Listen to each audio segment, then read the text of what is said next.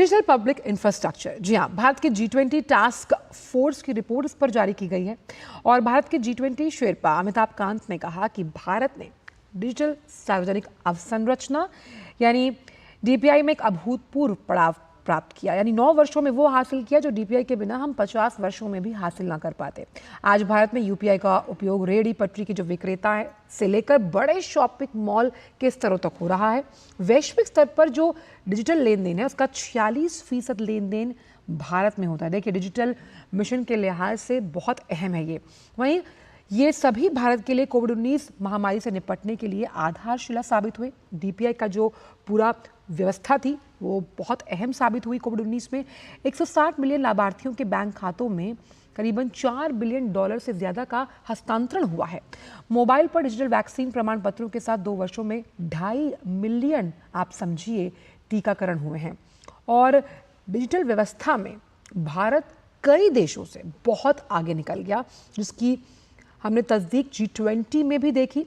और G20 की जो टास्क फोर्स रिपोर्ट है उसमें ये माना गया कि जो DPI को लेकर भारत ने कहा है वो लोगों के लिए मार्गदर्शन के तौर पर साबित होगा। G20 शेरपा अमिताभ कांत और इन्फोसिस और आधार के संस्थापक अध्यक्ष नंदन नीलकणी इसमें मौजूद थे।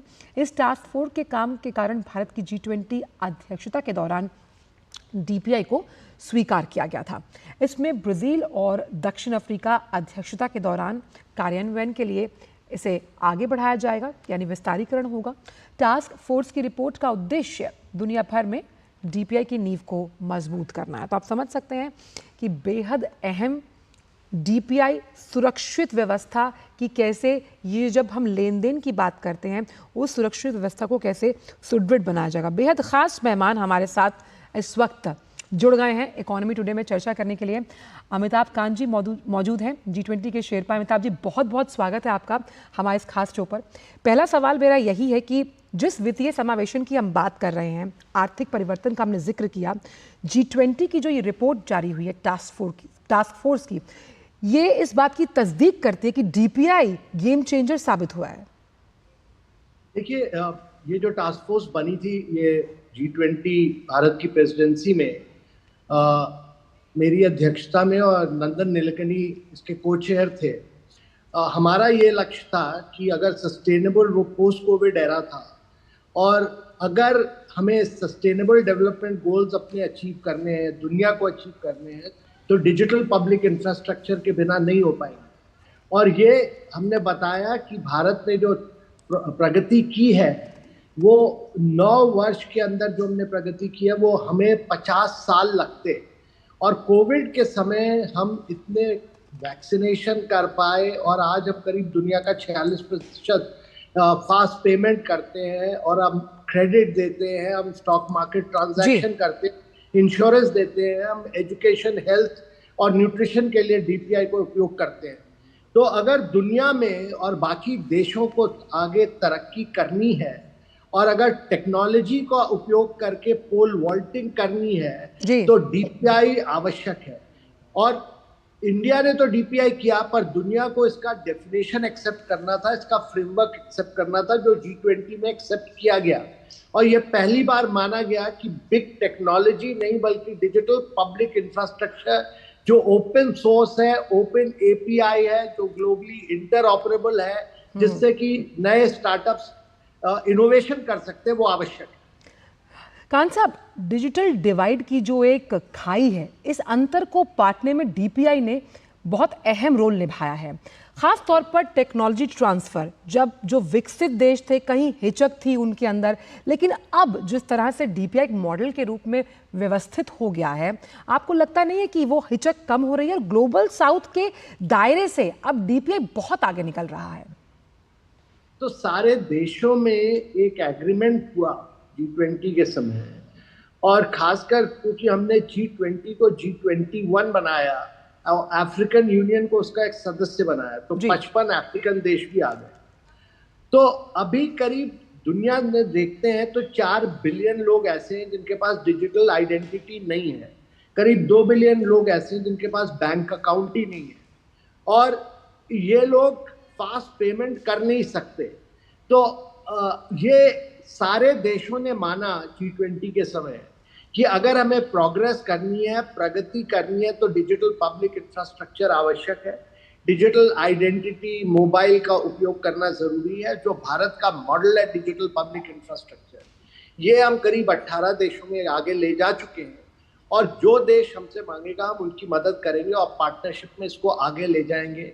और यही एक रास्ता है जिससे कि एजुकेशन, हेल्थ, न्यूट्रिशन और सारे सोशल इंडिकेटर्स की तरक्की हम बड़े स्पीड से कर पाएंगे। जी कान साहब, पब्लिक प्राइवेट पार्टनरशिप की जब हम बात करते हैं, PPP, उसका कितना अहम आप योगदान मानते हैं और आगे क्या उम्मीदें करते हैं कि जिस तरह निजी हो या फिर हम सार्वजनिक क्षेत्रों में उत्पादकता की उल्लेखनीय प्रगति की बात करते हैं जिसमें सुधार के रूप में DPI काम कर रहा है?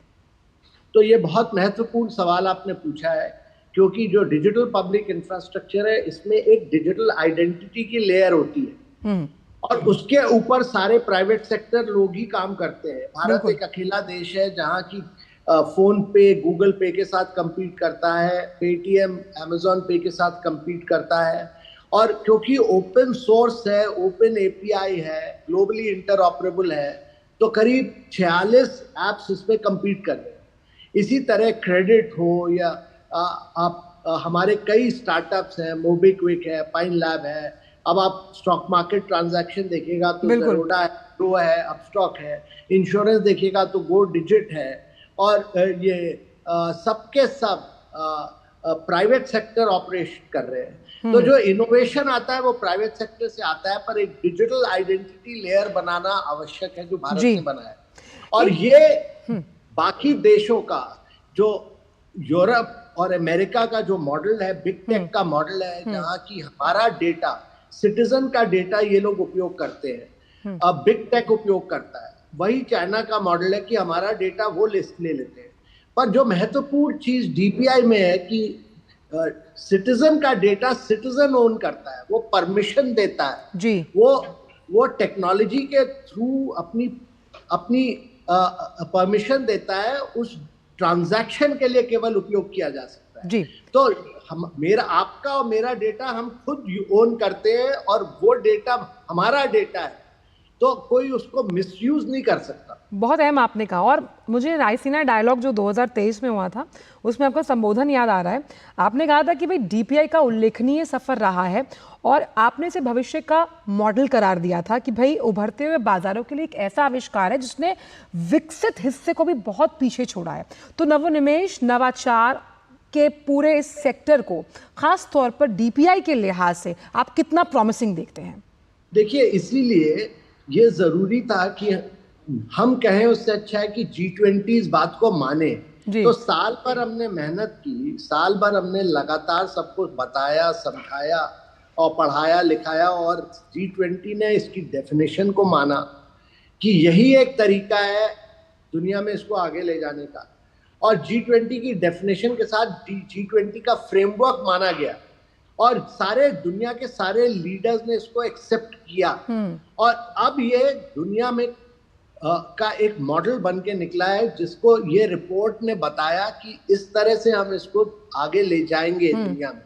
और ये रिपोर्ट जो सारे एक्सपर्ट्स की रिपोर्ट है, और नंदन नीलेकनी भी इसके को चेयर थे, तो इस रिपोर्ट को हम पूरी दुनिया में आगे ले जाएंगे। और DPI का जो भारत का मॉडल है, ये दुनिया के सारे देशों में, खासकर जितनी डेवलपिंग कंट्रीज हैं, वहाँ इसको आगे ले जाकर हम एक SDG के इम्प्लीमेंटेशन में उपयोग करें।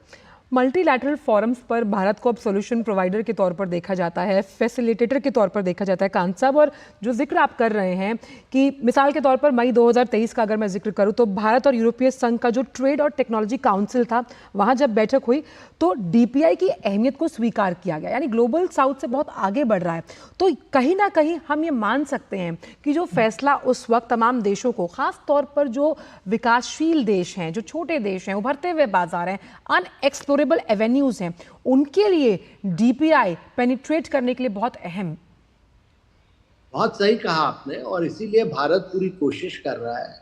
जो हमारे इंस्टीट्यूशंस हमने बनाए हैं, IIITs बनाए हैं, वो सब इसी पे काम कर रहे हैं। और हमने कई देशों में हम 18 देशों में इसको आगे ले चुके हैं, और जिस देश की भी डिमांड आ रही है, यूनाइटेड नेशंस में भी हमने जाकर इनके कई प्रेजेंटेशंस किए, वहां पर भी इसका एग्रीमेंट हुआ कि यही एक रास्ता है। क्योंकि एसडीजी देखिए, कोविड की वजह से बहुत हम लोग पीछे रह गए हैं एसडीजी इम्प्लीमेंटेशन, और वो फिजिकल तरीके से इम्प्लीमेंट नहीं हो पाएगा जब तक टेक्नोलॉजी को हम उपयोग ना करें, जब तक हम डेटा का उपयोग ना करें। गुड गवर्नेंस के लिए डेटा आवश्यक है, गुड गवर्नेंस के लिए डीपीआई आवश्यक है, और डीपीआई के बिना हम एक टेक्नोलॉजी में पोल वॉल्टिंग नहीं कर पाए। आप सबसे बड़ी चुनौती डीपीआई के इस पूरे सेक्टर में क्या देखते हैं? साइबर सिक्योरिटी को लेकर जिस तरह से इकोसिस्टम को और मजबूत बनाने की जरूरत है, बेहतरीन फायरवॉल्स, अगर हम चुनौतियों की बात करें तो वो सबसे मुखर रूप से क्या आती हैं डीपीआई के क्रियान्वयन को लेकर? तो मेरे विचार से सबसे जरूरी है कि जो भारत ने अचीव किया है डीपीआई में, इसकी कहानी हमको सारे इमर्जिंग मार्केट्स में बताना बहुत आवश्यक है। बिल्कुल। और ये बताना आवश्यक है कि भारत ने किस तरह से कोविड वैक्सीनेशन में इसका उपयोग किया, किस तरह से हम फास्ट पेमेंट करते हैं, कैसे हमने गरीब लोगों को एम्पावर किया है टेक्नोलॉजी के लिए, कैसे पीएम स्वनिधि में हम कैसे स्ट्रीट वेंडर्स को हमने एम्पावर किया है, और किस तरह से भारत में बदलाव आया है। जब तक लोग ये देखते नहीं है, उनको विश्वास नहीं होता है। तो G20 का जो सबसे बड़ा अचीवमेंट मैं मानता हूँ वो दो है। एक तो अफ्रीकन यूनियन को हमने इसका सदस्य बनाया, और दूसरा कि डीपीआई की डेफिनेशन और फ्रेमवर्क को एक्सेप्ट कराया। तो जब सब लोग समझते हैं तो वो खुद ही मांगने आते हैं। इसीलिए जो देश अब मांग रहे हैं हमसे हमारी टेक्नोलॉजी, और वो हम हर देश को दे रहे हैं, वो समझने के बाद आते हैं और वो देखते हैं कि भारत में जो प्रगति हुई है वो डीपीआई में का बहुत महत्वपूर्ण रोल प्ले किया है जी। तो इसलिए ये सब लोगों को बताना, मार्केटिंग करना। देखिए, साइबर सिक्योरिटी का जो इश्यू आएगा वो भी हमने टैकल किया है, और वो भी हम टैकल करेंगे, और ये एक चैलेंज है जिसको कि हम लोग मीट करेंगे। बहुत अहम बिल्कुल बहुत अहम आपने कहा, क्योंकि डीपीआई को हम लगातार अपनी खबरों के जरिए ट्रैक करते हैं। तो छोड़ो कल की बातें, कल की बात पुरानी, डीपीआई के लिहाज से भारत नित नई लिख रहा है नई कहानी। बहुत बहुत शुक्रिया अमिताभ कांत साहब, हमारे इस खास, ना केवल भारत के पूरी दुनिया के लिए लिखे। बिल्कुल, बहुत बहुत शुक्रिया। भारत के लिए भी, पूरी दुनिया के लिए। बिल्कुल, बहुत बहुत शुक्रिया कांत साहब, अपना कीमती समय देने के लिए। आप खुद शेरपा रह चुके हैं इस वक्त, और जो ये टास्क रिपोर्ट जारी की गई है ये एक सकारात्मक व्यू पॉइंट देती है, दृष्टिकोण देती है जब हम डीपीआई की बात करते हैं। बहुत बहुत शुक्रिया इकोनॉमी टुडे में अपने विचारों को इस मंच से साझा करने के लिए। तो देखा आपने कि टेक्नोलॉजी ट्रांसफर कितना ज़रूरी है, और ये हिचक जो हटी है ना, वो हटी इसलिए है क्योंकि जिस तरह से डीपीआई को एक मॉडल के रूप में प्रस्तुत किया गया, अब अन्य देश भी उसे अपनाना चाहते हैं। लेकिन वक्त एक छोटे से ब्रेक का, ब्रेक के उस पर आज एक और बड़ा फोकस है, उस पर डालेंगे नजर वक्त एक ब्रेक का इकोनॉमी टुडे में।